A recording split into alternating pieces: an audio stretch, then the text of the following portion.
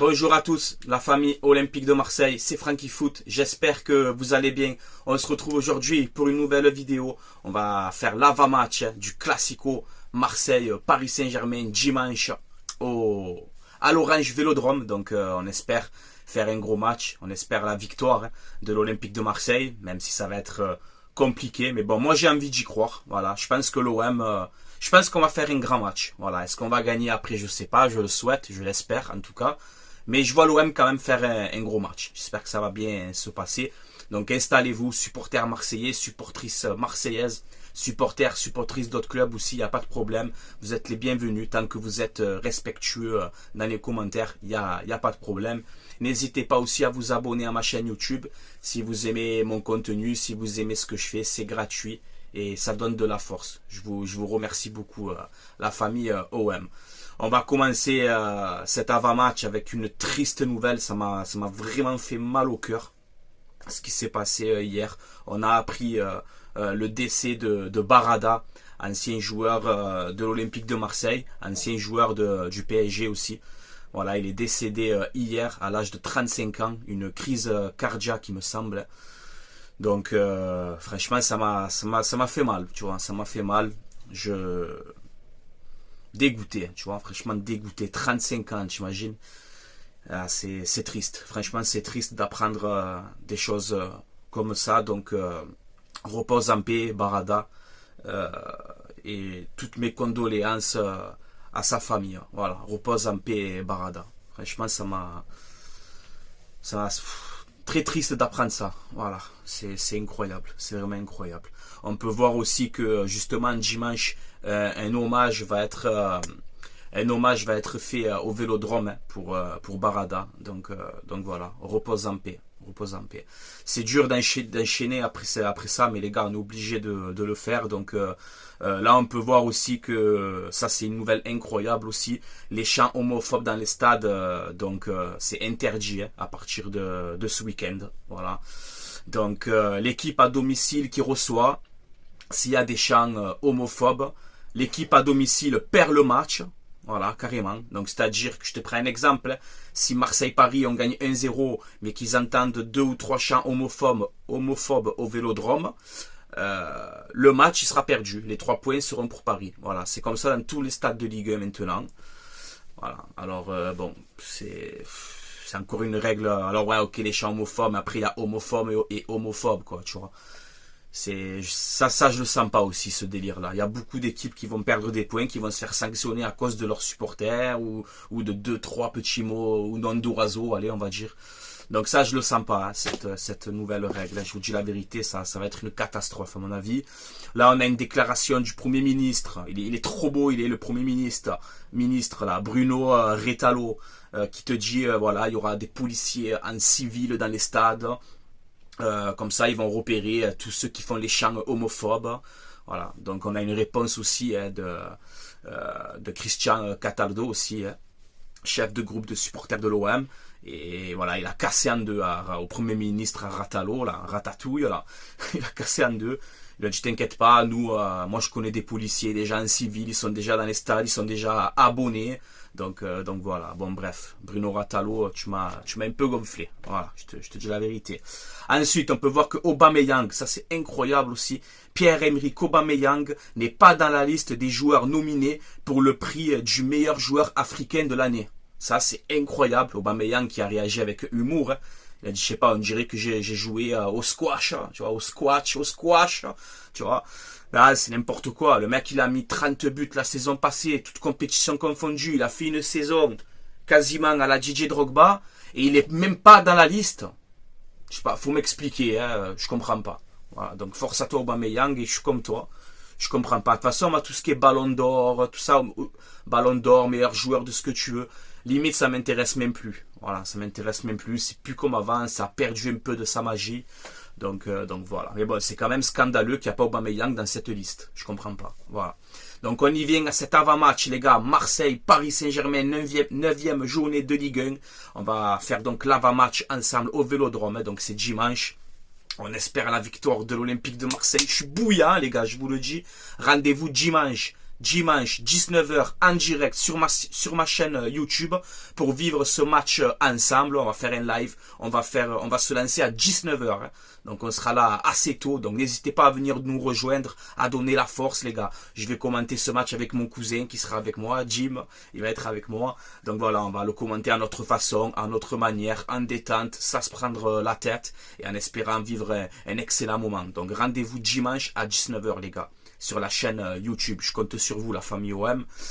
La conférence de presse d'avant-match de Roberto De Zerbi et de Balerdi, donc elle est disponible sur les réseaux, vous pouvez aller la regarder. Je t'ai pris quand même quelques passages. On a la nouvelle salle de conférence de presse aussi, qui est magnifique, donc ça fait plaisir aussi. On a une déclaration de Roberto De Zerbi qui nous dit, à l'OM il faut avoir de l'ambition pour remporter ces matchs-là. Donc on compte aussi sur toi, Roberto De Zerbi, pour ce match-là. J'ai envie que tu me gagnes tactiquement, Luis Enrique. Voilà, toi aussi, tu as un match à faire avec l'entraîneur adverse du Paris Saint-Germain. On t'a pris pour ça aussi, Roberto De Zerbi, pour nous faire passer un cap dans les grands matchs comme ça. Donc voilà, j'espère que tu vas gagner tactiquement Luis Enrique. Et tu peux le faire. On compte sur toi, Roberto De Zerbi. Fais-nous les bons choix dans la composition d'équipe et dans la tactique, s'il te plaît. Et moi, je crois en toi. Moi, je crois en toi, Roberto De Zerbi. Ensuite, on a une déclaration du capitaine de l'OM, Léo Balerdi, qui nous dit, voilà, il faut placer l'OM à la place que le club mérite, peu importe l'adversaire. Donc voilà, ça c'est des bonnes paroles aussi. Toi aussi, Balerdi, t'es le capitaine. Libère-toi. Il n'y a pas de je suis stressé, j'ai le brassard, je suis stressé. Non. Non, tu mérites aller le brassard. Tu es un guerrier avec tout ce que tu as passé à l'OM. Tu as un mental d'acier, gros. Hein? Il est en béton, ton mental. Alors toi aussi, Balerdi, concentré pour ce match-là. Pas de faute inutile. Et prends-moi les Kolo Muani, les qui tu veux, les Dembélé qui tu veux, et mets-les dans ta poche. Voilà, Balerdi. Et je compte sur toi, Mino. Je compte sur toi. Je suis bouillant, les gars, je vous le dis. Je me languis le match. Ensuite, on peut voir que Merlin s'est entraîné avec les jeunes à l'entraînement, donc il est de retour. Après, est-ce qu'il va être titulaire? Je pense pas. Voilà, je vous dis la vérité. Par contre, on a Lirola, Murillo, Brassier et Garcia qui se sont entraînés à part du groupe, peut-être pour préparer une séance spéciale. Tu vois, en termes de tactique ou je sais pas. Tu vois, mais en tout cas, ces 4 joueurs-là, Lirola, Murillo, Brassier et Garcia, entraînement à part pour préparer peut-être ce match-là. Donc ça aussi c'est bien, on verra bien pour dimanche. Les absents, côté Olympique de Marseille, Blanco, Mumbagna, Nadir, Carboni. Et là ils mettent Merlin, mais je pense qu'il va être dans le groupe, mais pas titulaire. Voilà, c'est mon avis. Les absents côté Paris Saint-Germain, pour l'instant on en a 3. Gonzalo Ramos, l'attaquant. Lucas Hernandez, le traître, et Beraldo. Voilà les absents côté Paris Saint-Germain. Je vous mets l'historique des 5 dernières confrontations entre Marseille et Paris, que ce soit à domicile ou à l'extérieur. Bon, c'est compliqué, hein, les gars, c'est compliqué. C'est dur hein, contre Paris, il faut dire la vérité. On a 1 victoire, 0 nul et 4 défaites. Mais tu sais quoi, on s'en bat les couilles. Voilà, je te le dis, on s'en fout. Compliqué ou pas compliqué, on galère, pas on galère, on s'en fout. On est l'Olympique de Marseille, on est au Vélodrome. Donc il va falloir faire un match de bonhomme, être concentré de la première à la 90e minute. Concentré les gars. Et vous me jouez comme si vous jouez une finale de Ligue des Champions. Ok les joueurs de l'OM, je sais pas si vous m'entendez, s'il vous plaît. Vous jouez ce match au Vélodrome. Il va y avoir un stade incroyable. Il va être incroyable ce Vélodrome. Jouez ce match comme si c'était une finale de Ligue des Champions. Déterminé, les gars. Et vous pouvez le faire. Moi, je crois en vous. On a les capacités cette saison pour faire quelque chose de bien. Alors, on n'a pas peur. Qatari, pas Qatari. Je le dis, après j'arrête. Je le dis encore une fois. PSG est plus fort que nous. Qatari ou pas Qatari, on s'en bat les couilles. Voilà. C'est des êtres humains. Ils ont 2 bras et 2 jambes. Et ils sont prenables. Oui, mesdames et messieurs. Ils sont prenables. Après, attention. Ça reste Paris. Ils sont forts. On le sait. Tu vois. Mais j'ai pas peur de ce match-là. On est chez nous au Vélodrome. Chez nous, les gars. Chez nous au Vélodrome. Portez vos cojones. Et je crois en vous. Faites un match de bonhomme. Quand vous entrez sur le terrain, tu vois, c'est une finale de Ligue des Champions. Voilà. C'est comme ça. Vous rentrez déterminé. Faites honneur aux supporters de l'OM et à ce maillot. Et on croit en vous. Voilà. Voilà. Comme dans le film Le Paris. Tu sais, quand ils arrêtent de fumer, ils sont là. Tu vois, ils sont en plein stress. Moi, c'est pareil. J'ai le stress déjà. J'en peux plus. Mais elle est déterminée, les gars. On est Olympique de Marseille. Déterminé. Voilà. Il faut être déter dans ces matchs comme ça. Il n'y a pas de j'ai la pression du stade. On regarde le monde. Non, on s'en fout, là. On s'en fout. On est tous ensemble. Mouillez le maillot et faites le match de votre vie. Une finale de Ligue des Champions.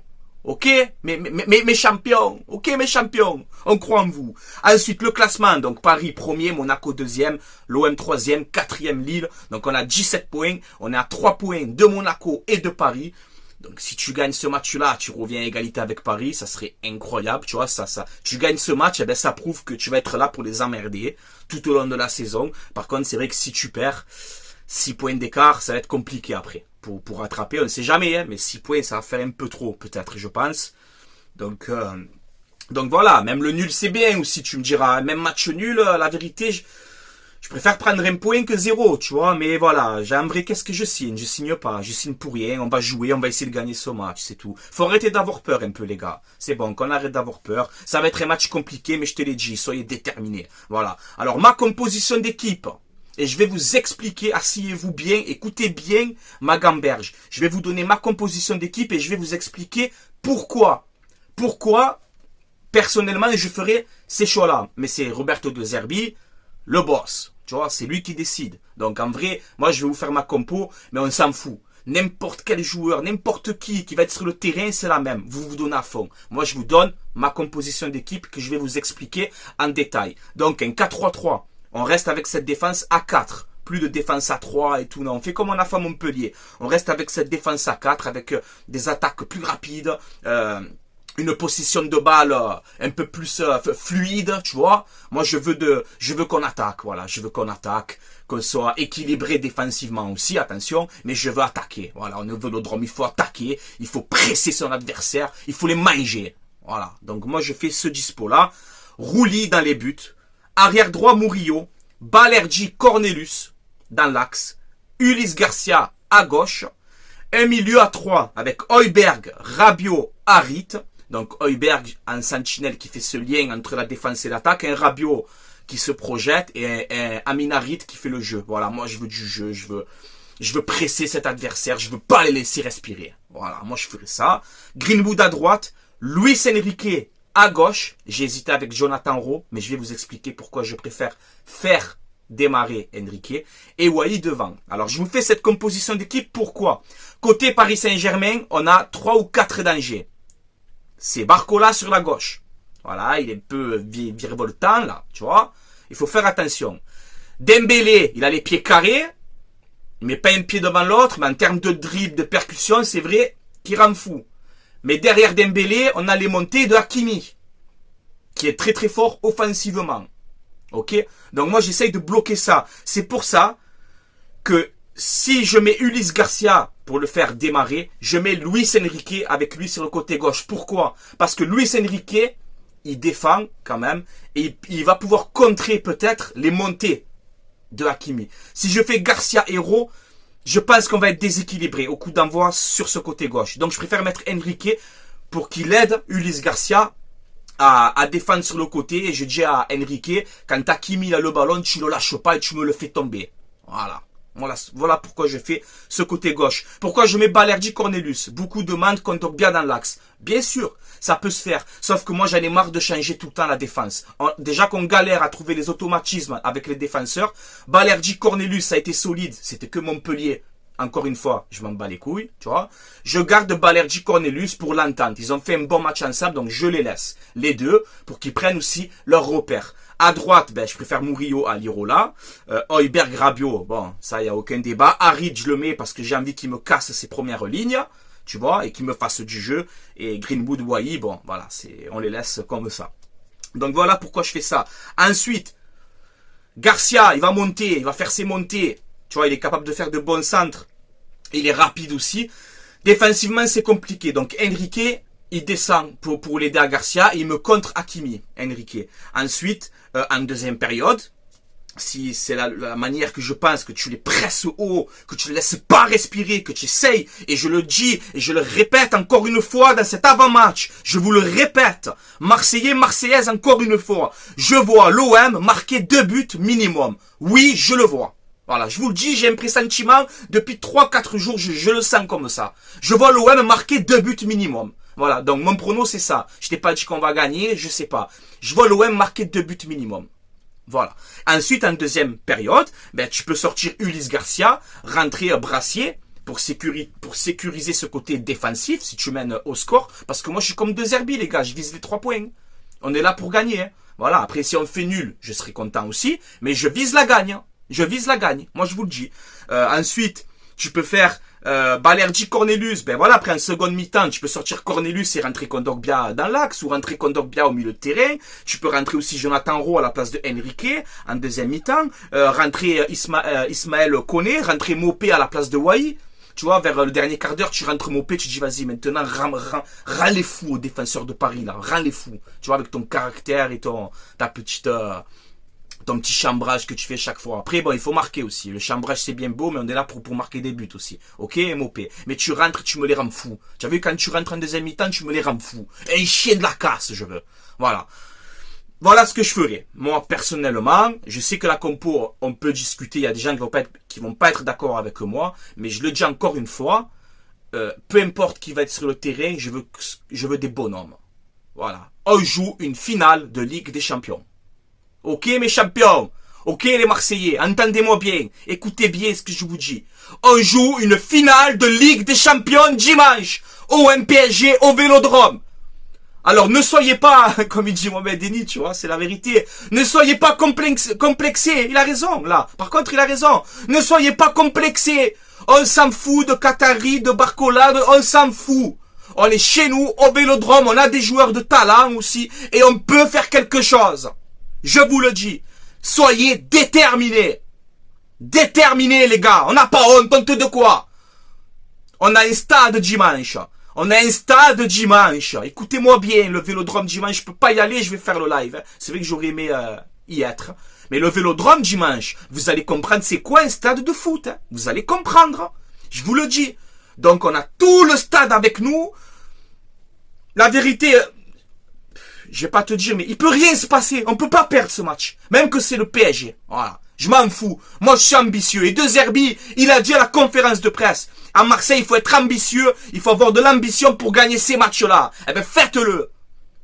Et on croit en vous. Ok, les gars. Voilà. Je vais vous laisser là, maintenant. Dans la joie et la bonne humeur. N'hésitez pas donc à commenter, à donner votre avis, à donner votre pronostic. Et j'espère bien évidemment la victoire de l'Olympique de Marseille. Voilà les gars. Après je t'ai dit, même le nul, voilà, tu prends un point, c'est bien, tu vois. Mais il faut jouer. À l'OM, on est là pour jouer la gagne, c'est tout. On est là pour jouer la gagne. On va pas jouer contre le Real Madrid. Voilà les gars. Donc on peut faire quelque chose. Moi je vous le dis. Il faut avoir la détermination marseillaise. La détermination marseillaise dimanche. Voilà ce qu'il faut. Et on compte sur vous. On compte sur vous les gars. Voilà. Bon, je vais vous laisser là. Force et honneur au peuple marseillais, aux Marseillaises, au Vélodrome, à l'Olympique de Marseille, à tous les supporters et supportrices de l'OM dans le monde entier. Tous unis, tous ensemble pour dimanche. Et on va le faire ce gros match. Oui, je vois l'OM faire un gros match. Est-ce qu'on va gagner? Je sais pas. Mais on va jouer ce classico pour le gagner. Un classico, ça ne se joue pas. Ça se gagne. Ok les gars. Soyez déterminés. Déterminés. Des chiens. Il faut des chiens. Je vous laisse là. Allez l'OM. À la vie, à la mort. Pensez aussi au petit pouce bleu. Je le demande pas souvent. Un petit like sur cette vidéo. À vous abonner aussi à la chaîne et à donner votre avis en commentaire. Faites-moi aussi des couleurs les gars. Des couleurs bleues et blancs dans l'espace commentaire. Montrez la force de la team OM les gars. Je vous laisse là. Allez l'OM. À la vie, à la mort. Comme d'habitude. Et à dimanche pour le live. Rendez-vous 19 h sur la chaîne YouTube Franky Foot Débrief. On va être bouillant. Je vous le dis. Et j'espère qu'on va vivre une bonne soirée ensemble. Allez l'OM. À la vie, à la mort.